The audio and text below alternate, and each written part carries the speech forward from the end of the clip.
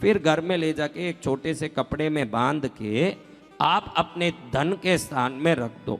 ये अपने आप ही चंद्र बल को बढ़ा के आपके धन संबंधी अपूर्तियों को पूर्ण करने वाला बनेगा कि हर महीने आप जरूर बीच के चांद का दर्शन जरूर करो। क्योंकि आप में जो भी तकलीफ है ना, इसका पहला कारण चंद्र बल का कमी है। क्या है?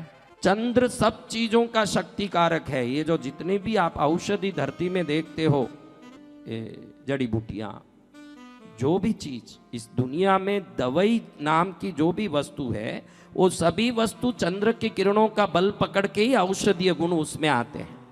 अगर चंद्र किरण नहीं हो तो औषधि नहीं है। इसीलिए औषधि तत्वाय चंद्राय नमः उसके पूजा में आता है। वो औषधि का तत्व है। आप में आरोग्य चाहिए क्या? बल चाहिए क्या? धन चाहिए क्या? किस किस को धन नहीं चाहिए? बोलो, किस किस को नहीं चाहिए? चंद्र बल हो वो ही धनवान होगा। क्या होगा? देखो, मैं कोई भी खर्चा वाला कोई उपाय बहुत कम बताता हूं। इसलिए उपाय बताता हूं कि कई लोगों को बोलता हूं मेरे से कुछ मत पूछो, तो उनको लगे कि फिर इस काम के लिए मैं क्या करूं। तो मेरे ज्ञान को उपाय के रूप में YouTube में डाल देता हूं। वो भी गुरु ही तो बोल रहे हैं, विश्वास से कर, वो गुरु ही तुझे बोल रहे हैं उस वीडियो में। और फिर काम नहीं हुआ तो तेरा विश्वास में कमजोरी होगी, गुरु की साधना में कमजोरी नहीं। एक दो बोलते हैं कि हमारा अभी तक नहीं हुआ, तो उसका कारण है कि ये होगा कि नहीं, ये होगा कि नहीं, ऐसे सोच के करना। मेरा काम होके ही रहेगा, ये सोच के जो करेगा हर उपाय उसके लिए काम करेगा। समझ रहे हो आप? तो मैं पहले एक बताया था कि आप प्रार्थना करो बीज का, एक मैंने कथा में बताया था, बहुत दिन हो गया तो अब किसको याद है, छोड़िए। तो मैं अब आपको एक बात बताता हूँ। अमावास शुक्रवार को है। कभी भी अमावास के दिन को छोड़ के अगला दिन के दूसरे दिन करना, ये बुझी को बीज समझना। आज अमावास शुक्रवार को पूर्णाहुति हो रही है, अगला दिन छोड़ दो शनि, फिर रविवार को बीज समझना, उसके शाम को दर्शन करना। आपको बताऊं, भगवान शंकर के, भैरव के, पद्मावती के, उच्च कोटि के देवताओं के सिर पर यह तीज का चांद होता है। फिर आप इसको बीज क्यों बोलते हो महाराज? क्योंकि बीज के शाम को तीज लग जाता है। 99% तीज की तिथि लगी रहती है। और तीज को शाम को हम चतुर्थी मनाते हैं। गणेश का जो पूजा करते हैं वो लोग देखे होंगे, तीज के शाम को ही चतुर्थी मनाते हैं, क्योंकि उस समय चतुर्थी लगी रहती है। समझ रहे हो?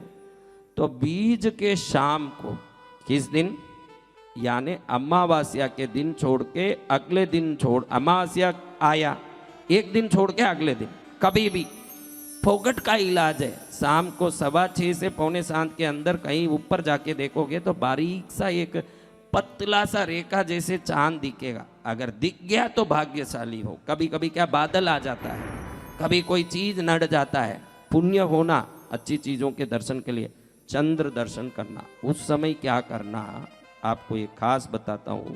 मैंने अभी आज आकाश भैरव के बारे में भी बताया और आकाश क्षेत्र नटराज के बारे में भी बताया, और कहा कि आकाश तत्व सबसे बलवान शक्ति है, क्योंकि वो शुद्ध होने से शक्ति को खींचती है। तो जब भी बीज का चांद देखते हो तो 1 रुपए का एक सिक्का हथेली में रख लो। कितना? एक सिक्का हथेली में रख लो, फिर इसको ऐसे उठा दो। यही आकाश तत्व है। ये क्या है? इसको उंगली को ऐसे उठाना। देखो, इस दुनिया में हर एक को जमीन बिक्री खरीदी हो, कुछ भी हो, इस अंगूठे की ही रेखा लगाई जाती है। रेखा तो 5 में है ना, लेकिन ये चारों किसी में भी मिश्रित हो सकती है। 600 करोड़ लोग धरती में हैं, तो 600 करोड़ अंगूठे की रेखाएं अलग अलग है। ये बताता है कि अंगूठा विलक्षण है, क्योंकि वो आकाश तत्व है। क्यों? आपको मालूम नहीं कि सबसे अंगूठा क्यों लिया जाता है? क्योंकि अंगूठा आकाश तत्व है, ये विलक्षण है। क्या है? ये विलक्षण है अंगूठा। किसी को देख के ऐसे अंगूठा बता दिए तो क्या अर्थ है?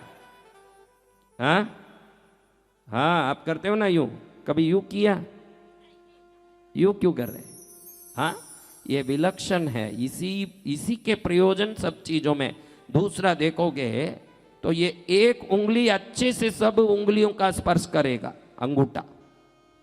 और इस उंगली से आप दूसरी उंगली को स्पर्श नहीं कर सकते। इससे आप इसको ऐसे रगड़ के दिखाओ, इससे इसको रगड़ो, इससे इसके रगड़ो रगड़ो।